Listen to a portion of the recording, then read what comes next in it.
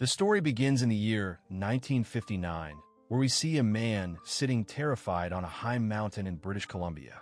He is severely injured and tries to climb down the mountain despite his condition.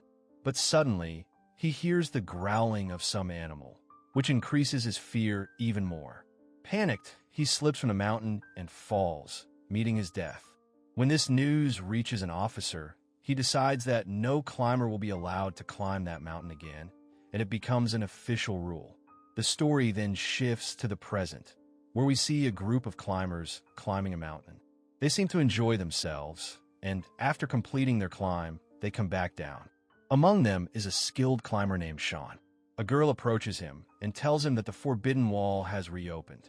She is talking about the same mountain that was banned for climbing at the beginning of the story.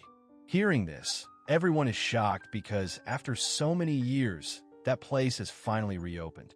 Sean tells his friends that 60 years ago, his grandfather had also gone there, but after that, no information about him was ever found. This means the man shown at the beginning was actually Shan's grandfather. To find answers related to his grandfather, Sean decides to climb that mountain. News of the wall reopening also reaches an officer, and he decides to send one of his men there because he wants to know why that wall is so mysterious. Meanwhile, Sean also prepares to climb the wall. Only a few expert climbers are allowed to go there, so Sean goes through an interview and gets selected. At that moment, Shan's father arrives and asks him where he's going. Hearing that Sean is going to the wall, his father becomes terrified. He explains that no one who has ever gone to that mountain has ever come back. Shan's father had lost his own father there, so he tries to convince Sean not to go. But Sean has already made up his mind and eventually convinces his father. He also requests him to help convince his mother. Sean begins his journey. On the way, he asks a man for directions to the mountain. The man clearly explains the route. Then Sean goes to the camp and meets a man named Corton, who is in charge of guiding all the climbers going up the mountain. Corton tells Sean that if they need help, they will call Team 2 to come up. But for now, only a few climbers are being sent, and Sean is not included. Just then, Shan's dad calls him to check on him. Sean assures him that he is completely fine. Meanwhile, we see a girl with Corton named Carrie.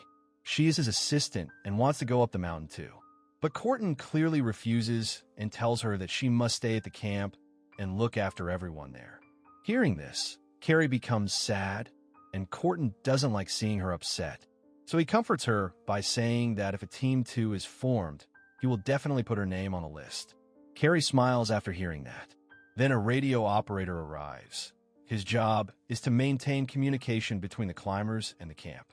After this, Corton gathers the climbers and holds a short meeting so they can learn some important rules before going up the mountain. Corton warns them that the mountain is extremely risky and dangerous, so they must not take it lightly. He tells them that if anyone feels scared or unsure, they can choose to go back home now. But none of the climbers back out because they are determined to climb that mountain. After that, Corton introduces everyone to Carrie and tells them that she is responsible for managing all operations at the base of the mountain. Meanwhile, Corton calls the area chief to ask for some information about the mountain. The chief explains that about 60 years ago, climbers used to go there regularly, but then suddenly no helicopter ever came back. No one knows where those people disappeared. The chief warns everyone to be cautious, and if something strange happens, they must immediately return. Surprisingly, he specifically directs this warning toward Sean, even though they are meeting for the first time. This confuses Sean. A girl sitting nearby learns about Shan's grandfather and feels sad for him. After that, only 6 people move forward to climb the mountain. Meanwhile, the radio operator, who is literally named Radio, finishes all communication arrangements. Then Sean goes to Carrie to check on the status of things, and Carrie tells him everything is normal. On the mountain, the climbers continue going up, and when evening arrives, they choose a spot on the side of the mountain, set up a camp, and decide to spend the night there. While the climbers sleep on the mountain, we see Sean wandering outside the base camp at night. The chief approaches him and tells him that there's an unnatural energy on that mountain, a force that takes control of people. He explains that everyone who has ever reached the top has never returned alive. This energy messes with their minds, causing hallucinations, making climbers lose control. Sean thinks all of this sounds like lies. But the chief insists that their ancestors once created a special staff/rod that was used to defeat this force, and that now Sean must use it to destroy that power. Sean doesn't believe the chief's story. Meanwhile, we see the climbers.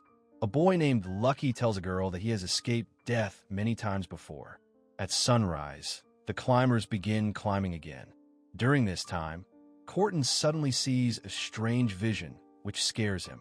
When he tells the others about it, they say they also saw something similar. Despite this, Corton keeps moving ahead without stopping. Down at the base, Carrie and Radio try to contact the climbers, but the walkie-talkie doesn't work. Their communication is completely cut off. Just then, Sean reaches Carrie and says he has something important to tell her. But she doesn't take him seriously and sends him away. A little later, Carrie apologizes and says she was stressed because she was unable to contact the climbers. Sean then shares everything the chief told him. Carrie also doesn't pay much attention to what Sean says and goes back inside her van. On the other side, we see Corton looking disturbed. He suddenly gets a headache, but still, he resumes climbing again. Because Carrie didn't believe him, Sean becomes a bit upset. So he tells his friend about the strange energy, and his friend is shocked to hear about this evil power. Meanwhile, we see another climber girl who is following her friend Brad.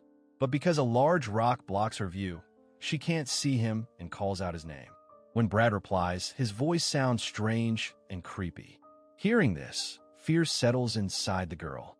Her fear turns into shock when she sees Brad climbing the mountain without any harness, sticking to the wall like an animal.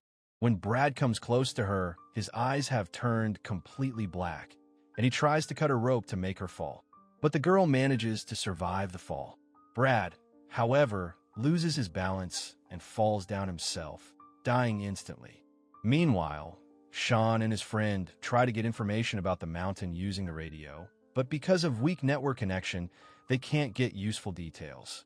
Back on the mountain, the girl who saw Brad is terrified.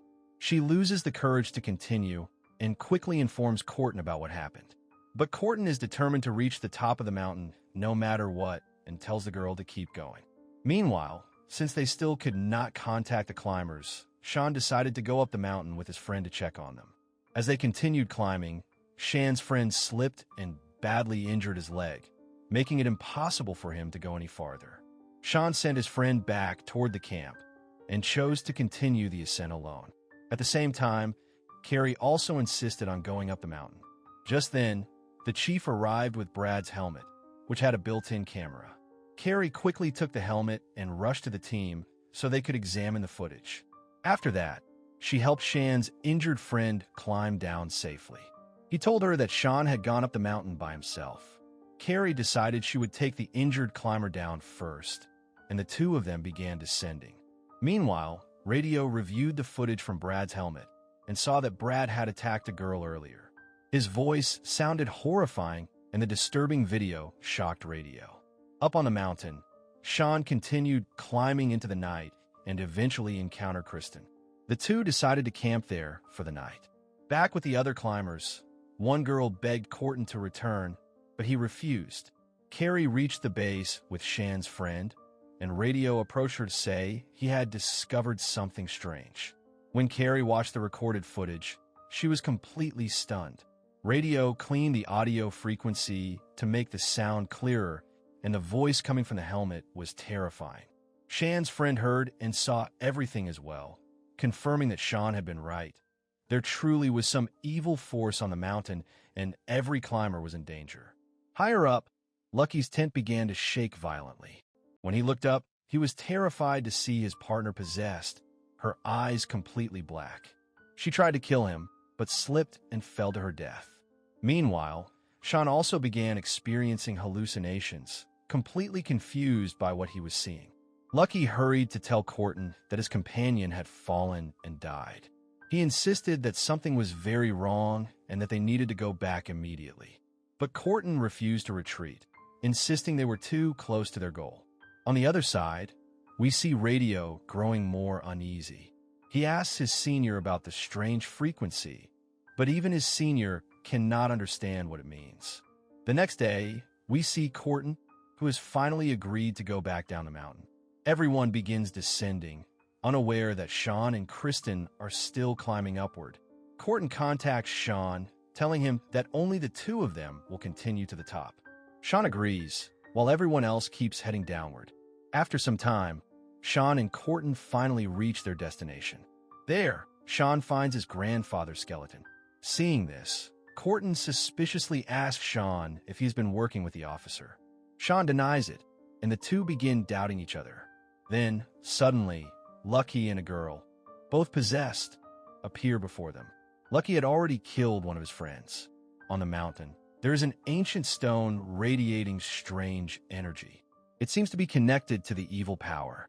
Under its influence, the girl kills Lucky as the evil force controls her body. She then attacks Corton as well. Right then, Sean remembers the special staff given to him by the chief. He quickly strikes the stone with it.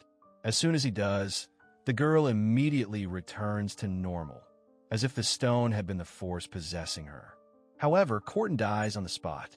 After witnessing everything, the girl tells Sean that leaving the mountain is nearly impossible. But Sean tells her that he has a parachute. Together, they jump off the mountain and manage to land safely. Sean returns home, and his father is relieved and overjoyed to see him alive. Sean tells him about finding his grandfather's remains. Later, we see Corton alive again, but with pitch-black eyes, entirely possessed. And with that, the movie ends.